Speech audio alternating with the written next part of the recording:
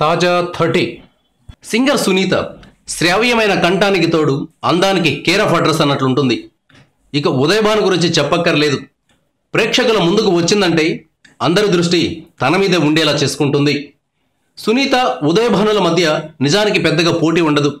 ఏదైనా ఫంక్షన్లలో యాంకర్గా వ్యవహరించే విషయంలో తప్పితే వీరిద్దరివి వేర్వేరు దారులు. అయినా సరే అనుకోకుండా ఉదయభాను సునీతల మధ్య వైరం ఏర్పడింది. ఎన్నో ఆటుపోట్లను ఎదుర్కొని గ్లామర్ ప్రపంచంలో నిలబడిన వీరి మధ్య ఎందుకు శత్రుత్వం ఏర్పడింది?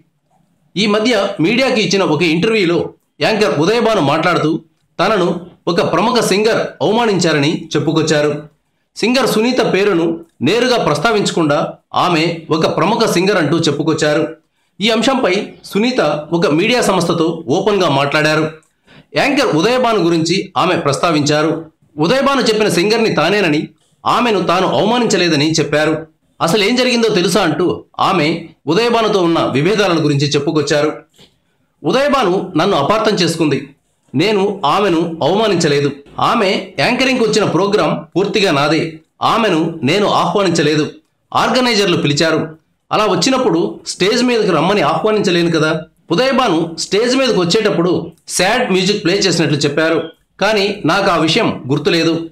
నిజానికి ఆ షో తర్వాత తను ఎక్కడైనా కనిపిస్తే నేనే వెళ్ళి పలకరించేదాన్ని. కానీ ఆమె మాత్రం పలకరించేది కాదు. ఆమె ఎందుకు అలా ఉండేదో అర్థమయ్యేది కాదు. ఇటీవల ఉదయభాను ఇచ్చిన ఓ ఇంటర్వ్యూలో ఆమెకు నా మీద ఎందుకు కోపం ఉందో అర్థమైంది. ఒక చిన్న విషయాన్ని ఉదయభాను మనసులో పెట్టుకుంది అని సునీత చెప్పుకొచ్చారు. నిజానికి ఒక సెలబ్రిటీ మరో సెలబ్రిటీతో గ్యాప్ విషయంలో ఇంత ధైర్యంగా మాట్లాడడం చాలా అరుదుగా జరుగుతుంటుంది. Sunitha daring and dashing lady కాబట్టి ఉన్నది ఉన్నట్లుగా బద్దలు కొట్టి చెప్పేసింది. Thank you viewers. ఈ వీడియో మీకు నచ్చితే లైక్ బటన్ టచ్ చేయండి. తాజా 30 ఛానల్కు సబ్స్క్రైబ్ చేయండి. మీ మిత్రులకు షేర్ చేయండి.